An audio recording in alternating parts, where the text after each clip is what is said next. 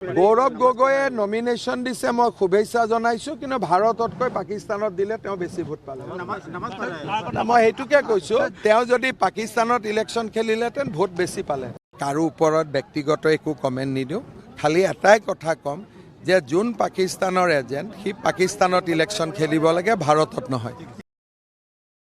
গৌৰৱ গগৈয়ে নমিনেশ্যন দিছে, মই শুভেচ্ছা জনাইছোঁ, কিন্তু ভাৰততকৈ পাকিস্তানত দিলে তেওঁ বেছি ভোট পালে। মই সেইটোকে কৈছোঁ, তেওঁ যদি পাকিস্তানত ইলেকশ্যন খেলিলেহেঁতেন ভোট বেছি পালে। কাৰো ওপৰত ব্যক্তিগত একো কমেণ্ট নিদিওঁ, খালি এটাই কথা ক'ম যে যোন পাকিস্তানৰ এজেণ্ট সি পাকিস্তানত ইলেকশ্যন খেলিব লাগে, ভাৰতত নহয়। গৌৰৱ গগৈয়ে নমিনেশ্যন দিছে, মই শুভেচ্ছা জনাইছোঁ, কিন্তু ভাৰততকৈ পাকিস্তানত দিলে তেওঁ বেছি ভোট পালে। মই সেইটোকে কৈছোঁ, তেওঁ যদি পাকিস্তানত ইলেকশ্যন খেলিলেহেঁতেন ভোট বেছি পালে।